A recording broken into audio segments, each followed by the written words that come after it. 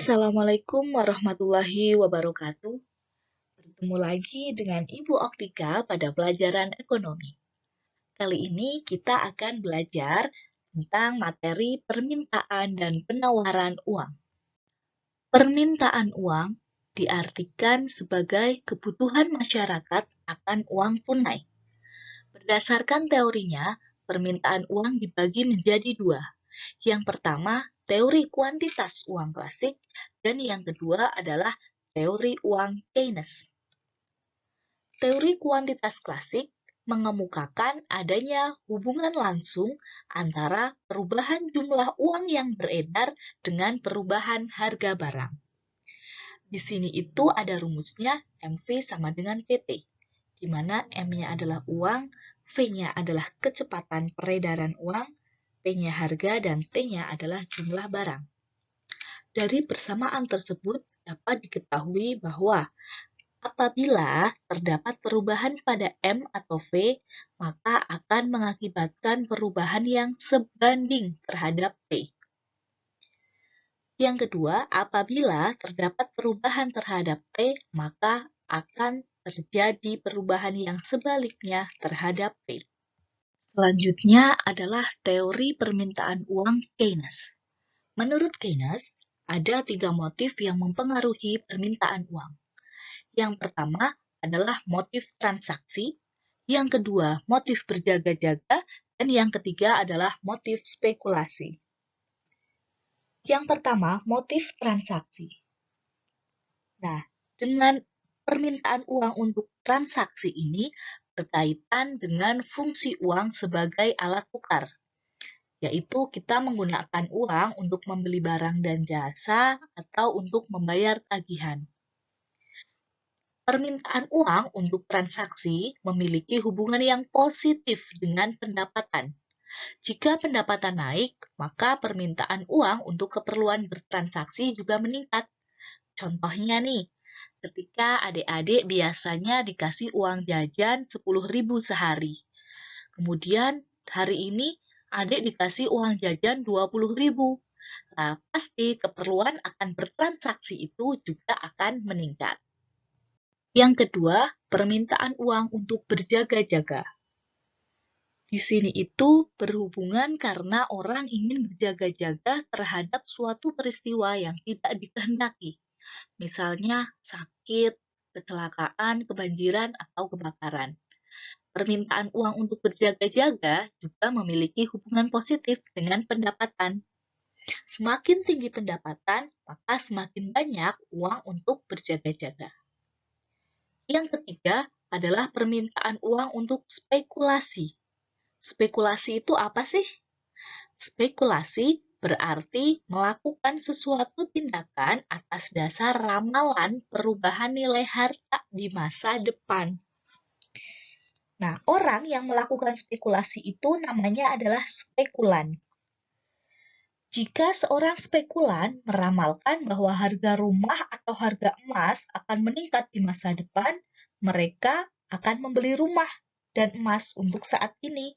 Kemudian, mereka itu berharap bahwa di masa yang akan datang, harga rumah dan harga emas itu akan meningkat, sehingga mereka mendapatkan keuntungan. Contohnya, kita menjadi seorang spekulan. Hari ini saya membeli emas. Harga emas 1 gram adalah 700.000. Saya berspekulasi bahwa 5 tahun yang akan datang harga emas itu akan naik. Ketika 5 tahun yang akan datang, harga emas itu naik menjadi 1 juta. Nah, di situ saya mendapatkan keuntungan sebesar 300.000. Penawaran uang. Penawaran uang adalah jumlah uang yang ada dan siap beredar untuk keperluan transaksi bagi masyarakat pada wilayah dan waktu tertentu. Jadi jumlah yang ada dan siap untuk beredar untuk masyarakat. Ada 2 pengertian uang yang beredar, yaitu uang dalam arti sempit atau biasa disebut dengan M1, kemudian ada uang dalam arti luas, yaitu M2. Di sini kita akan mempelajari jenis-jenis uang yang beredar di masyarakat. Yang pertama adalah M1 atau uang kartal dan uang giral. M1 merupakan jenis uang yang paling cair karena dapat segera dibelanjakan dan juga merupakan uang yang biasa digunakan setiap hari. Uang kartal terdiri dari uang logam dan uang kertas. Nah, jadi uang kartal ini adalah uang yang biasa kita gunakan. Ada uang logam, contohnya Rp500, Rp1.000, kemudian uang kertas Rp1.000, Rp2.000, Rp5.000, Rp10.000, sampai Rp100.000. Itu yang disebut dengan uang kartal. Uang kartal dikeluarkan oleh Bank Sentral atau Bank Indonesia. Sedangkan uang giral adalah pembayaran yang berupa surat-surat berharga yang dikeluarkan oleh bank umum. Contohnya, cek dan biliet giro. Jenis uang yang kedua adalah M2. M2 adalah M1 ditambah uang kuasi. M1 itu tadi apa? M1 itu adalah uang kartal dan uang giral. Sekarang ditambah lagi dengan uang kuasi. Uang kuasi itu apa sih? Uang kuasi disebut juga dengan near money atau uang dekat, yaitu bentuk kekayaan finansial yang dapat segera diuangkan. Contohnya itu adalah deposito berjangka pendek dan rekening simpanan atau tabungan di bank umum. Contohnya ketika kita menabung di bank, kan kita tidak megang uang giral atau uang kartal. Tapi ketika kita membutuhkan, kita bisa langsung datang ke bank dan dapat segera dicairkan. Itu yang disebut dengan uang kuasi. Jenis yang ketiga itu adalah M3.